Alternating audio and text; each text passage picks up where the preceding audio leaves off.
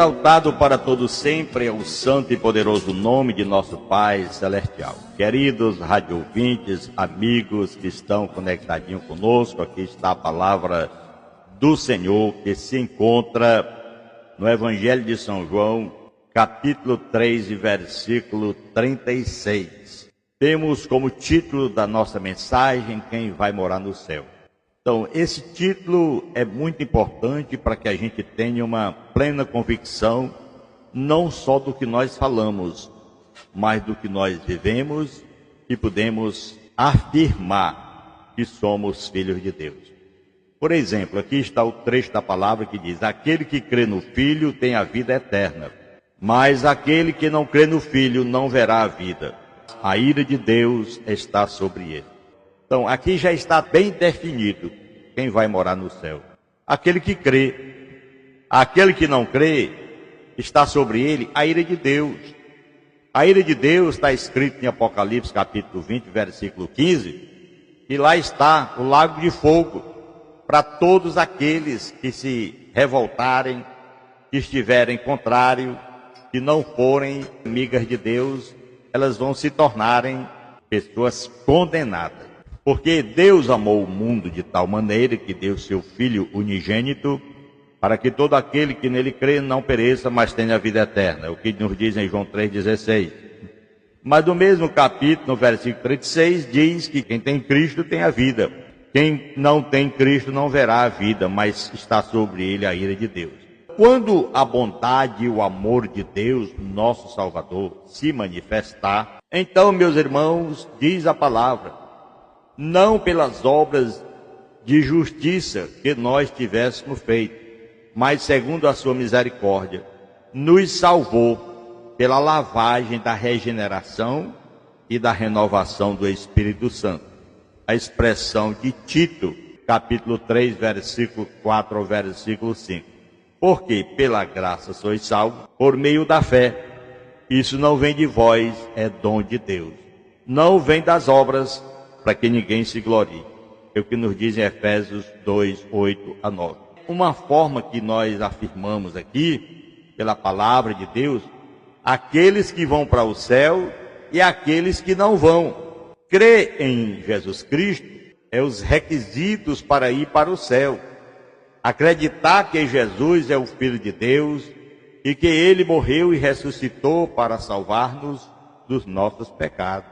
Arrependimento é outro requisito importante, conversão, obediência, porque quando a pessoa crê, ele acredita no Filho de Deus, que ele morreu e ressuscitou para salvar de nossos pecados, a primeira coisa que nós fazemos é nos arrepender de ter pecado contra Deus e continuar pecando. Por isso reconhecemos e recebemos o perdão de nossos pecados, porque nos arrependemos, porque no momento que você se arrepende, eis aí a conversão, a mudança de vida, mudar de direção e seguir a Jesus Cristo. A obediência, meus irmãos, é seguir os mandamentos de Deus e viver uma vida tranquila, uma vida de obediência a Ele. Porque, na verdade, se confessarmos os nossos pecados, Ele é fiel e justo para nos perdoar os pecados e nos purificar de toda injustiça, foi o que o apóstolo João falou na sua primeira carta, capítulo 1, versículo 9. Isso é a vida eterna, que conheçam o único Deus verdadeiro e a Jesus Cristo a quem enviaste. João 17, versículo 3. Quando o homem reconhece pelo único e verdadeiro Senhor, ele tem consigo esse poder. Lembre-se, meus irmãos, de que a salvação é um dom de Deus e é recebida pela fé em Jesus Cristo. O que nos diz lá em Gálatas capítulo 5 e versículo 4 é que essa passagem é muito importante, é a justificação pela fé. Mais uma vez mostra, dizendo vós que pela lei sois justificados, anula-se a graça de Cristo. De Cristo vos desligaste, está desligados. Meus irmãos, Gálatas 5 e 4, mostra também aqueles que vão para o céu. a explicação que Paulo está escrevendo aos Gálatas que estavam sendo influenciados por falsos mestres que ensinavam que a salvação era obtida pela obediência à lei judaica, além da fé em Jesus Cristo. Era assim que eles ensinavam. Paulo está alertando aos Gálatas que se eles se voltarem para a lei como meio de justificação, eles estão anulando a graça de Cristo e se desligando dele. É isso que nós queremos chamar a atenção daqueles que nos ouvem e dizem que são crentes, que vão morar no céu, porque tem uma igreja, diz que é evangélica, e não pregam o evangelho. Eles vivem ainda no Velho Testamento. O que significa anular-se a graça de Cristo? O que você entende por isso? A graça de Cristo, meu irmão, se refere ao favor imerecido de Deus, que nos é dado gratuitamente por meio da fé em Jesus Cristo. Quando os Gálatas estavam sendo influenciados a seguir a lei judaica, eles estavam, na verdade, dizendo que a graça de Cristo não era suficiente para salvá-los. É exatamente o que muitos que se justificam pelo Velho Testamento fazem. Eles guardam o sábado como uma forma, uma retórica, algo que vem trazer o seu benefício, além do sangue de Jesus. Sendo assim, o sangue de Jesus não tem o poder, não prevalece para ele como suficiência para a salvação. Eles estavam adicionando obras à fé, o que é uma negação da graça de Cristo. Nós temos, meus amados irmãos, de acreditar que somos salvos pela fé em Jesus. Nós não temos que pagar nada. Quando você jejua, não é para simplesmente ser perdoado de seus pecados ou alcançar alguma coisa, não. Ninguém vai alcançar nada por obras. Você jejua e agradece a Deus para se tornar mais perto do Senhor, quebrantando o seu coração malicioso, sua carne. Aí tudo bem, você se aproxima melhor de Deus. Mas na realidade, eu vou jejuar para me ganhar uma coisa e outra. Você está errado, totalmente equivocado, porque nós só podemos receber alguma coisa por fé.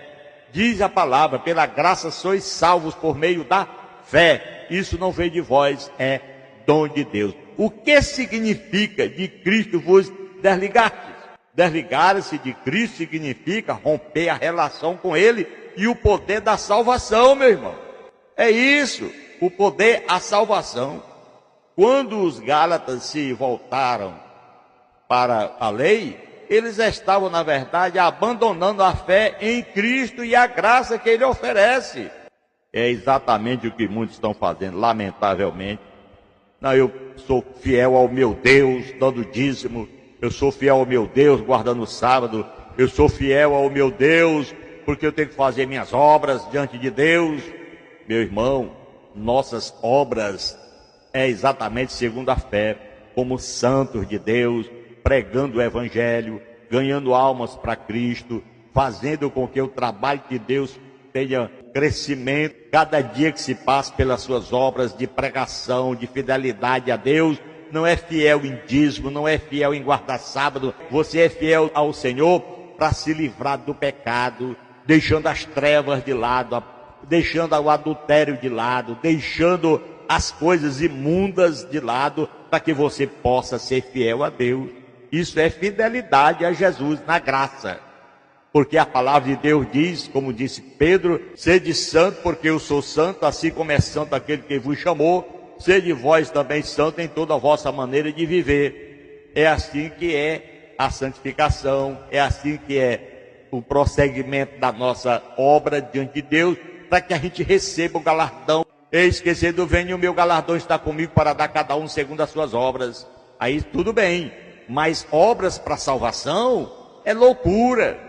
Pagar dízimo é uma aberração, é você negar Cristo. É uma coisa triste você negar Cristo para voltar a seguir os profetas, o legislador Moisés e tantos outros.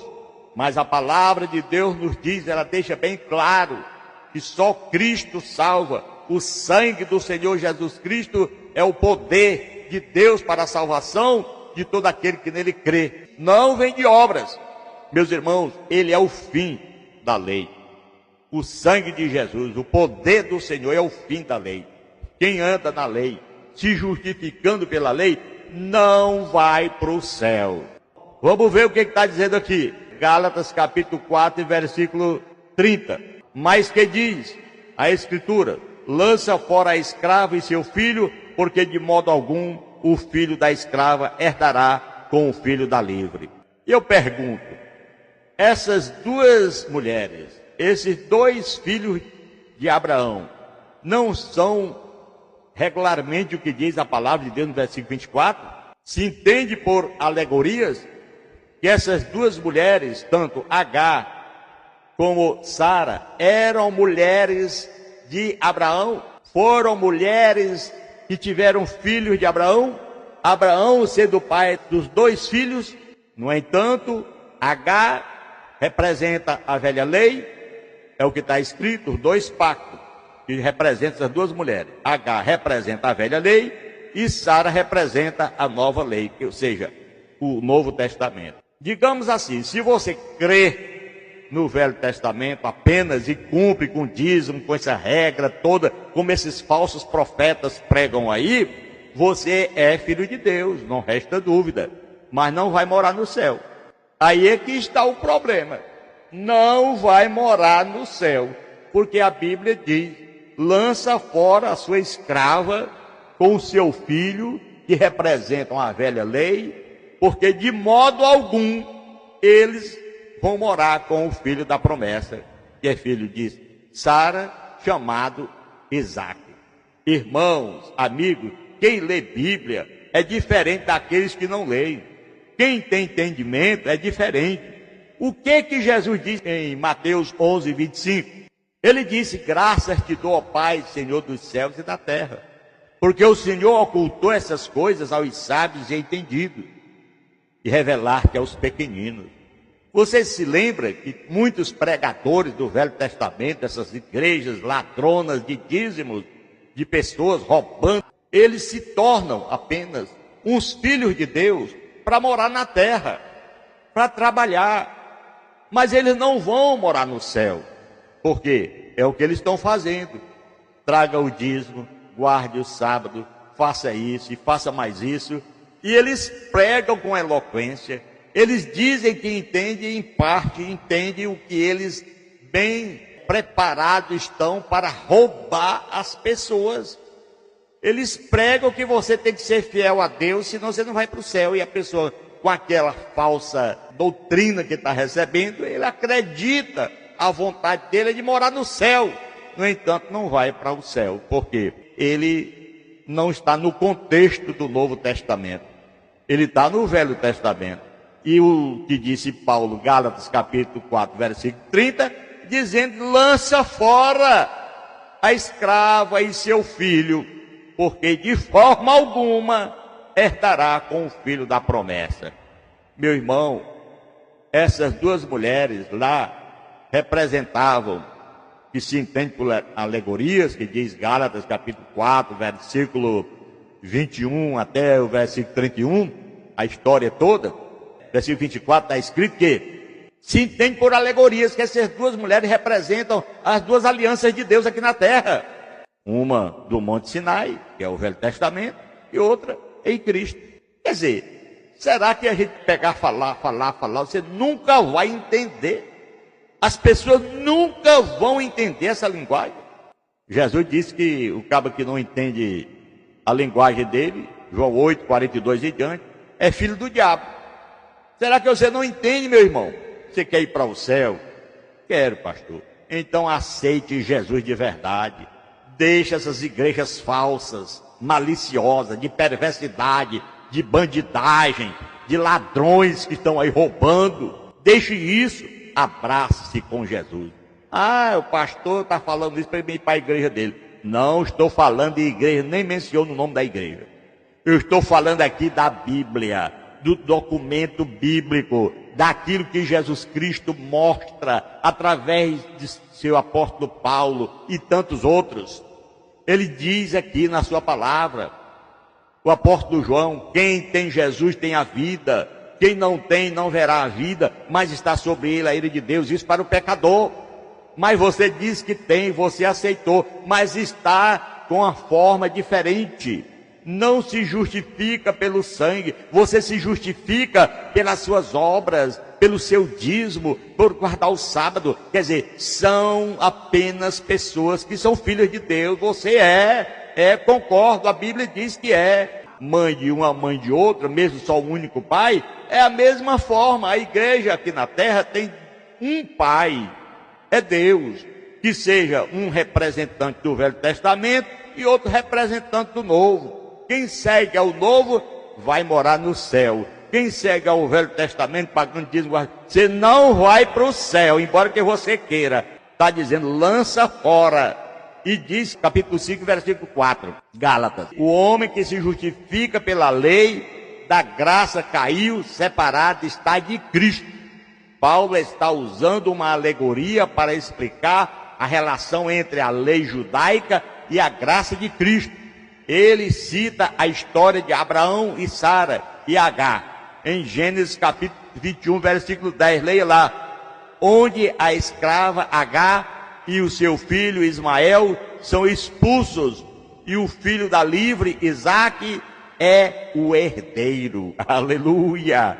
Então, se você é uma pessoa que acredita em Cristo, e mesmo assim ainda anda praticando a velha lei, obras da lei, você é filho de Deus, não resta dúvidas, mas é lançado fora, não herda com os que são filhos da promessa. Não sou eu, que apenas estou dizendo com palavras minhas, mas a Bíblia, a palavra de Deus, o manual de Deus escrito para que o homem possa seguir.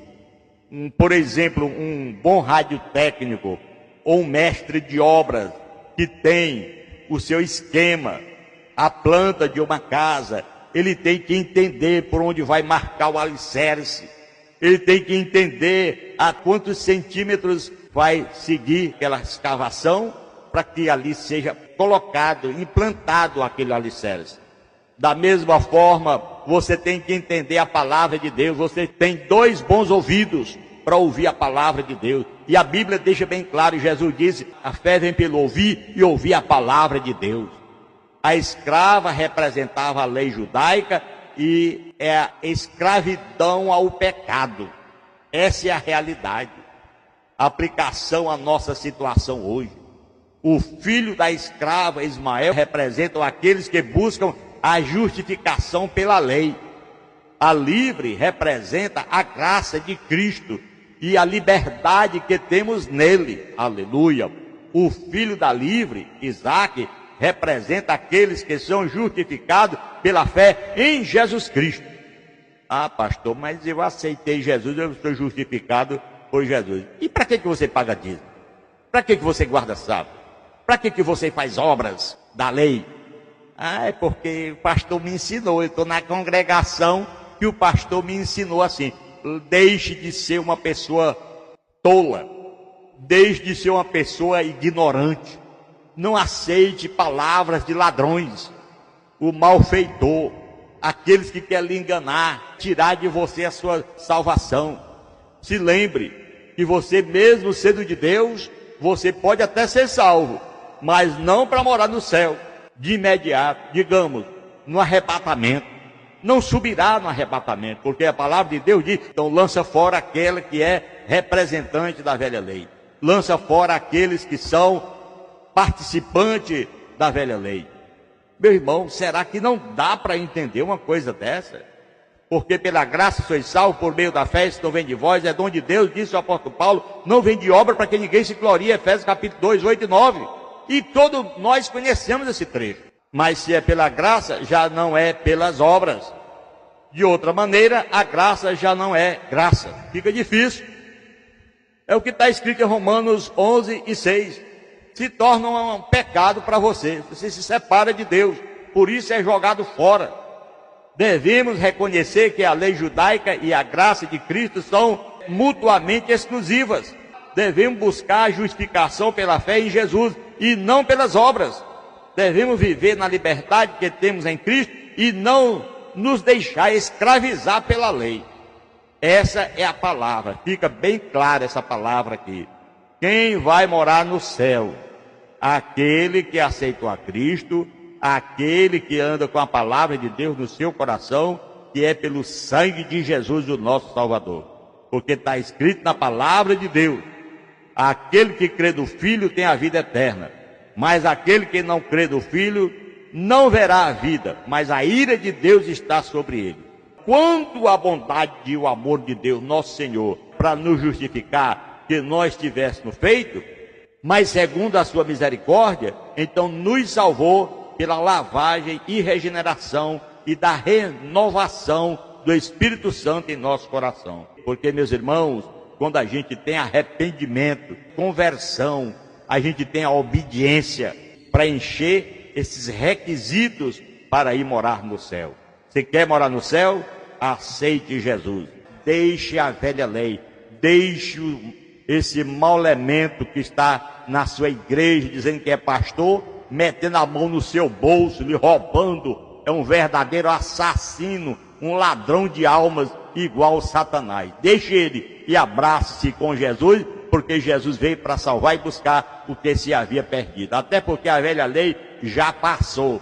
Jesus disse em Lucas 16, que a lei e os profetas duraram até João. Daqui para frente se emprega força para entrar no reino dos céus. Então aqueles que eram do Velho Testamento ficaram lá, ainda se justificando pelas suas obras, a sua fé, que é uma fé nas obras, uma fé que é com base no que você produz. No entanto, aquele que aceita Cristo, ele vive por fé, simplesmente por olhar por fé, viver por fé, trabalhar por fé, seguir a Cristo por fé. Que Deus, na sua infinita misericórdia, venha nos abençoar e nos ajudar nesse dia tão abençoado, concedido para que a gente possa estar sempre falando da sua palavra.